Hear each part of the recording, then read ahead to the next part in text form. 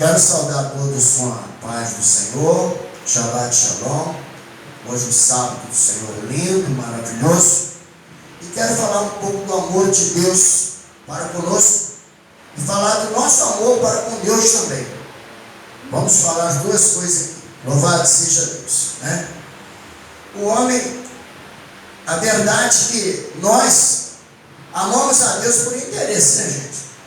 Nós amamos a Deus por interesse. Se você soubesse que você ficasse no Evangelho, serviço ao Senhor Deus, serviço a Jesus, serviço ao Espírito Santo, e depois tu fosse no inferno, tu ficava no Evangelho? Duvido. Mas nosso amor geralmente é interesseiro. Além de ser interesseiro, a prova que ele é tão interesseiro que nós muitas das vezes deixamos de obedecer a palavra de Deus para ouvir a voz do homem, obedecer a voz do homem. O Senhor Jesus fala de um jeito, o Messias fala de um jeito, nós vamos obedecendo do outro. Deus Pai fala de um jeito, a pessoa vai e obedece de outro jeito, do jeito que o homem ensina, porque é mais fácil. Então aí é uma prova que o nosso amor é apenas interesseiro. Por que o salmista Davi, ele serviu a Deus e muitas das vezes ele pecou, e ele pedia perdão e se arrependia, e Deus perdoava, e o salmista Davi foi segundo o coração de Deus. Por que o salmista Davi foi segundo o coração de Deus? Muito mais fácil do que nós. Porque o salmista Davi, ali a Bíblia naquela época não fazia nenhuma promessa de vida eterna, só fazia promessa aqui para que o homem estivesse na presença dele aqui. Então o salmista Davi não tinha um interesse para si próprio, ele não tinha esse interesse, e ele servia a Deus, mas ele servia de coração mesmo, e ele obedecia essa doutrina, obedecia os mandamentos de coração mesmo. Por isso que ele foi um homem segundo o coração de Deus. E porque muitos de nós lutamos e não chegamos a esse patamar, porque nós somos interesseiros. A verdade é essa. A verdade é essa. E mesmo assim, nós sabemos que temos que obedecer a santa palavra para entrar na vida eterna, para ter direito à vida eterna. Muitas das vezes, nós ainda cremos mais no homem do que em Deus. Ontem, por exemplo, eu estava falando com uma determinada pessoa, eu falei, eu não consigo entender o que está escrito realmente no livro de João, capítulo 13, no versículo 14, versículo 4 até o versículo 17. Ali é o próprio Senhor Jesus, o Messias, falando sobre a ceia. E vê que todas as denominações praticam o ato da ceia, mas nem todas praticam o ato do lava-pé. Porque o homem vem e fala que não precisa, que não tem nada a ver.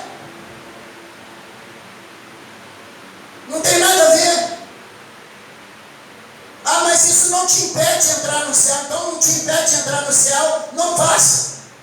É isso. Mas quem deu essa garantia? O homem. Não foi Jesus. Não foi o Messias. O Messias disse, bem-aventurados são aqueles que os praticam. E ele disse, passai vós também assim uns com os outros. Então a gente vai vendo a situação que o homem ele é muito interesseiro. E ele quer de uma forma bem fácil. Quer dizer, ele só ama a Deus, entre aspas. Porque se ele amasse, ele obedecia. A gente vê lá em Êxodo 20. Também outra parte lá, não matarás, não furtarás, não dirás falso testemunho, não terás outros deuses diante de vós. Até aí tudo bem, a pessoa aceita bem, mas quando se fala o sábado do Senhor, a pessoa não aceita. Por que não aceita? Porque eu tenho que trabalhar no sábado. Aí fica botando Jesus, falando que Jesus curou no sábado, que Jesus fez a obra no sábado. Ele fez a obra do Espírito de Deus, não foi a obra carnal nem braçal. Foi a obra de Deus que ele fez. Foi a obra do Eterno que ele fez. Não foi a braçal nem a carnal. Ele tinha que fazer naquele dia, porque aquele dia realmente todo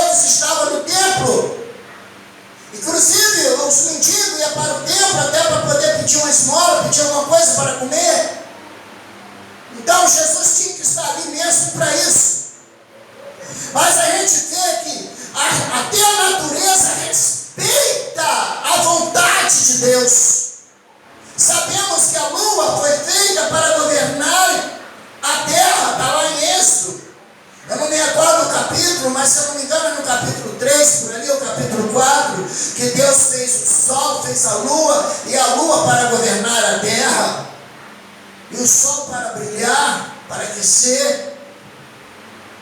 Chega no sábado, a lua, pode ser a lua que for, minguante, nova, cheia, pode ser a crescente, ela não funciona.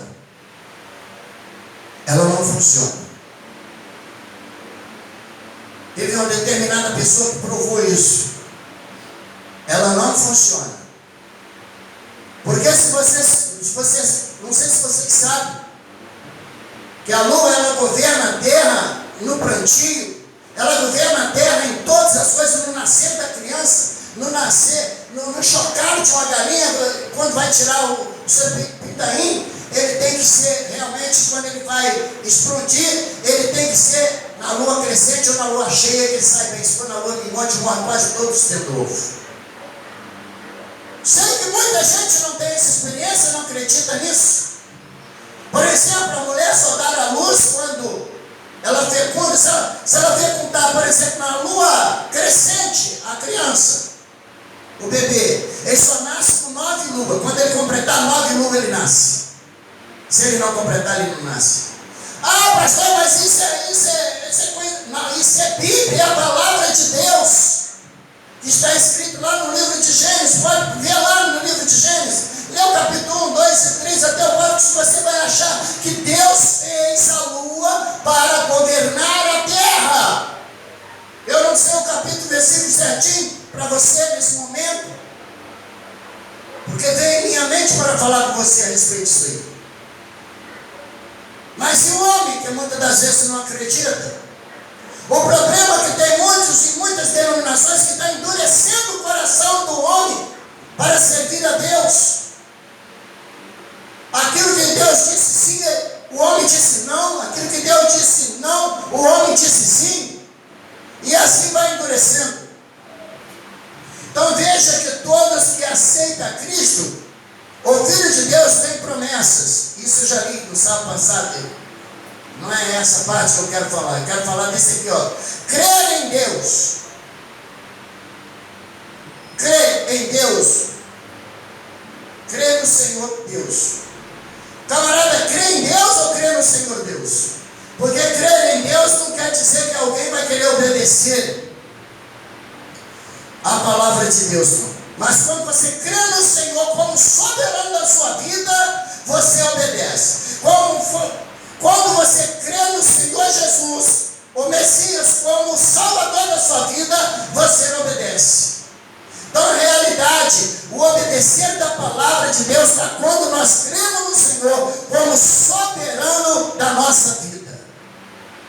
Se Ele é soberano, Ele está sob o controle da nossa vida. Agora, quando nós cremos em Deus somente, sem ser soberano, nós não chegamos à conclusão que Ele é soberano, então não obedecemos a sua palavra.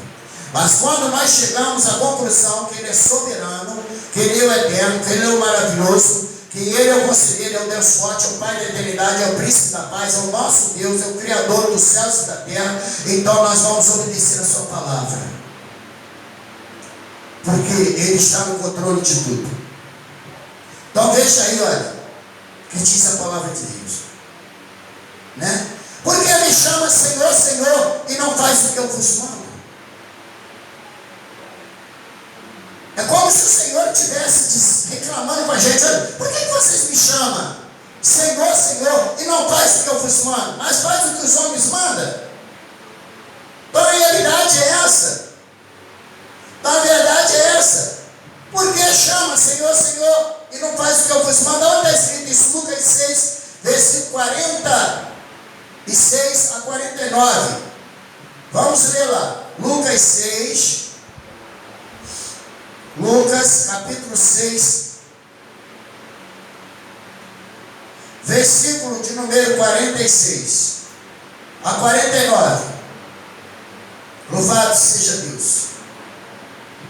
Olha só o que diz a palavra.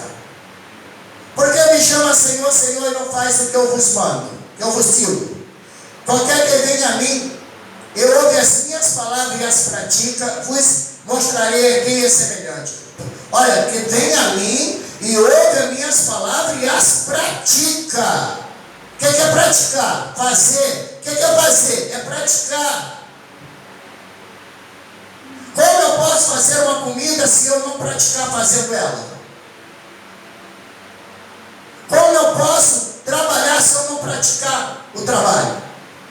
Como eu posso fazer as coisas se eu não praticar a fazer? Então praticar é fazer, é atos. É como se diz, mão à massa. Qualquer que venha a mim e ouve as minhas palavras e as pratica, eu vos mostrarei a quem é semelhante. É semelhante a um homem que edificou uma casa, cavou e abriu bem fundo os alicerces sobre rocha. Vindo o enchente, bateu um impacto com aquela casa e não pôde abalar, porque estava fundada sobre a rocha.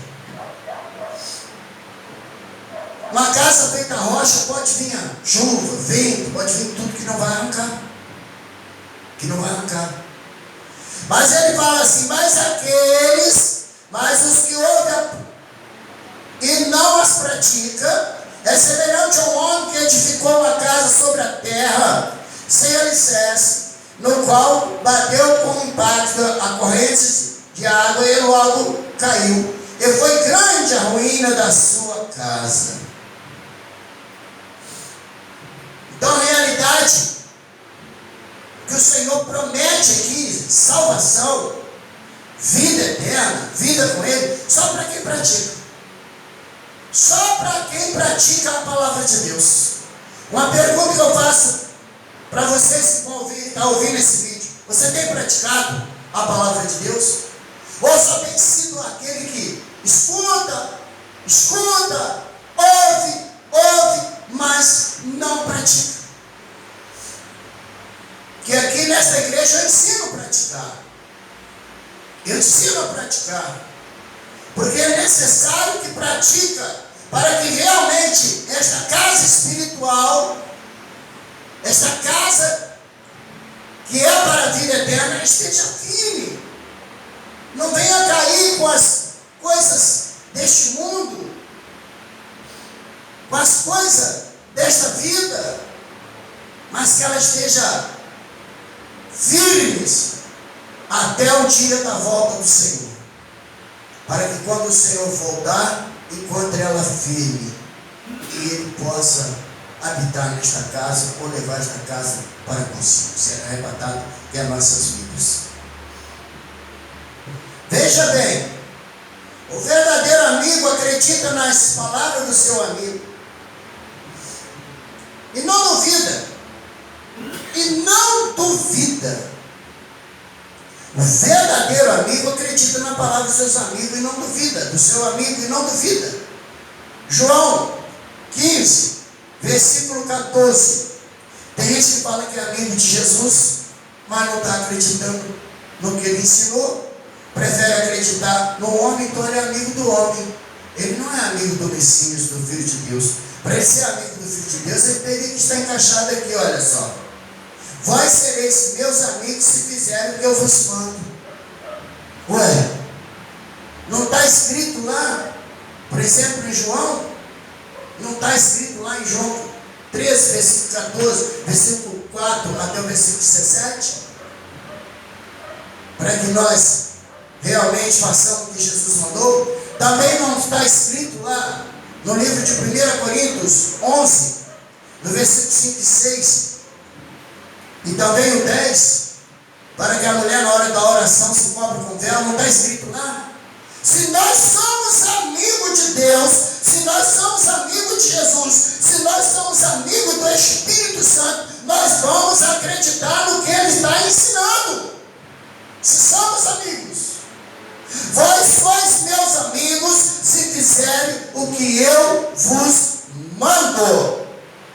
Aleluia! Veja o que o Senhor diz para o rei Asa. Olha, preste bastante atenção. E o Senhor disse para o rei Asa: eu estarei contigo, enquanto tu estiveres comigo. Mas se tu se afastar de mim, eu me afastarei de ti.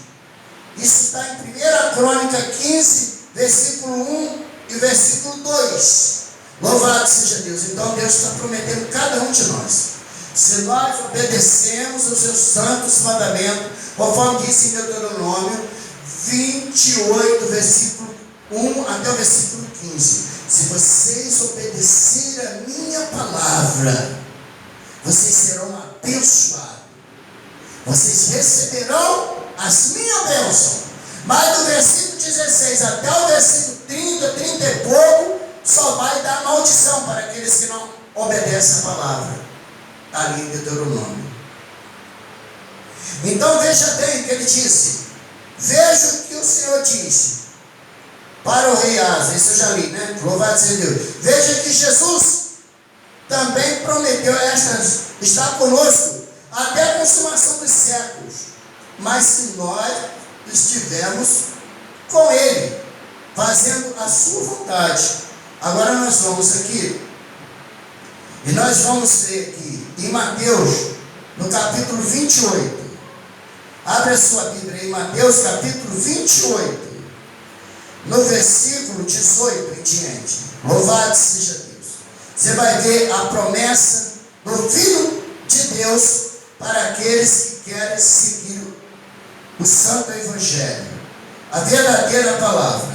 Louvado seja Deus. No versículo 18 em diante.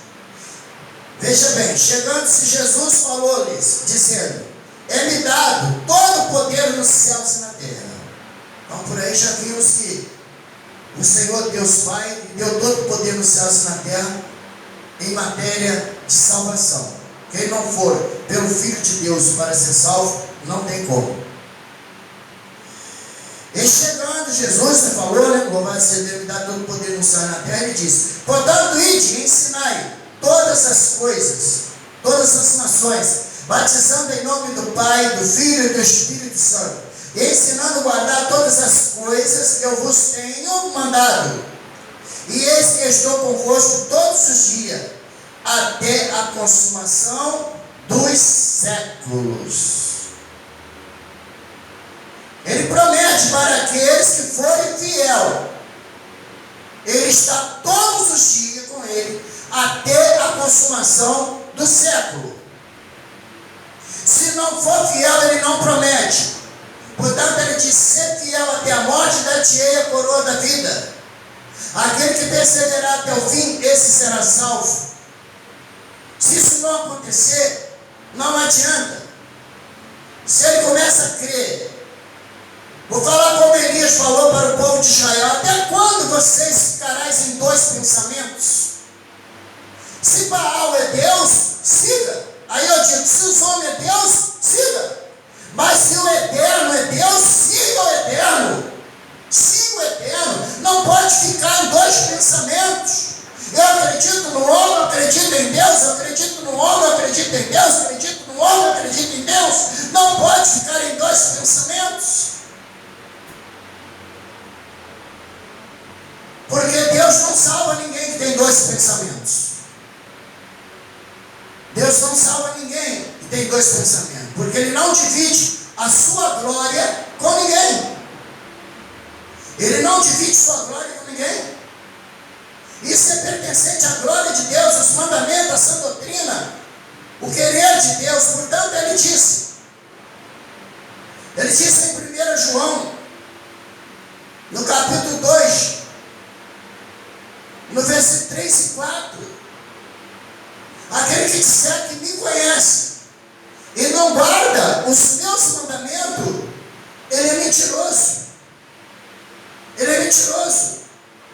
Mas nós podemos ler aqui, ó. Aqui, ó, 1 João. Epístola de João, tá, gente? Epístola. 1 João, Epístola de João. E as pessoas ficam assim: não precisa, não tem nada a ver. Esse nada a ver é um problema muito sério. 1 João, no capítulo 2, versículos 3 e 4. Ora, sabemos que temos conhecido, por isso se guardamos os seus mandamentos. Então quem conhece a Deus, ele guarda os mandamentos. Ele vive nos mandamentos do Senhor. Porque ele sabe que Deus é justo. E se essa pessoa não viver nos mandamentos, ele perde a salvação. Então ele sabe que Deus é justo, ele vai viver nos mandamentos. Ele vai viver no querer de Deus. Então ele disse aqui, ó, ao versículo 4. Aquele que diz, eu conheço, e não guarda os seus mandamentos, é mentiroso. Nele não está a verdade. Se o próprio Deus diz que aqueles que não guardam, a própria Escritura diz que aqueles que não guardam os mandamentos do Senhor é mentiroso e nele não está a verdade, como eu posso também, eu como homem de Deus, ungido de Deus, acreditar nessas pessoas? Não acredito não. Eu não consigo acreditar. Porque se eu acreditar nele, eu estou acreditando no homem. Eu não tem como acreditar neles. Eles podem falar, pode fazer milagre, pode fazer revelar, pode fazer o que for, eu não acredito. Vocês disseram para vocês, eu não acredito não. Por quê? É difícil acreditar. Porque a Bíblia diz que ele está vivendo, é mentiroso. A única coisa que faz prodígios e sinais pela mentira é o espírito do engano, que está lá em 2 Coríntios 11. No versículo 11, 12, 13, está lá falando, explicando a respeito disso. Faz até fogo cair do céu às vistas dos homens. Também Mateus 7. Acautelai-vos dos falsos profetas, dos falsos ensinadores. Acautelai-vos deles. Então eu não posso acreditar neles. Não tem como eu acreditar. Não é que eu não posso. Não tem como eu acreditar. Como que eu vou acreditar numa pessoa que não consegue acreditar no meu Deus, no nosso Deus, no Salvador, conforme Ele ensina? Como eu posso acreditar nessa pessoa? Não tem como eu acreditar nessa pessoa. Para mim acreditar nela, primeiro ela tem que acreditar no Senhor Jesus. Ela tem que acreditar no nosso Deus. Ela tem que acreditar no Espírito Santo, conforme está escrito, para mim verdadeiramente saber que ela é verdadeira. Porque do contrário, é duvidoso a situação. É duvidoso. Porque o espírito do erro, ele quer só uma brecha assim, de qualquer tipo de crente para entrar. A prova disso é quando o espírito do erro conseguiu entrar em 400 profetas. Não era de Baal não. Os profetas de Israel. E só teve um, que era Miqueias, que o espírito maligno, o espírito do engano, melhor dizendo, o espírito do engano, não conseguiu entrar na boca do profeta Miqueias. Nos demais profetas entrou tudo. Poucos erros. Qual erro que eles disseram? Queria agradar o rei. Queria agradar o rei Acabe. Queria agradar o rei Acabe. Disseram que ele subiria e ganharia a guerra. Ele só queria agradar. Ele só pensava, nós vamos agradar o rei, ele vai subir e vai ganhar. Aí o espírito maligno falou, opa, é comigo mesmo. Deixa que eu entro e falo. Ele usou 400.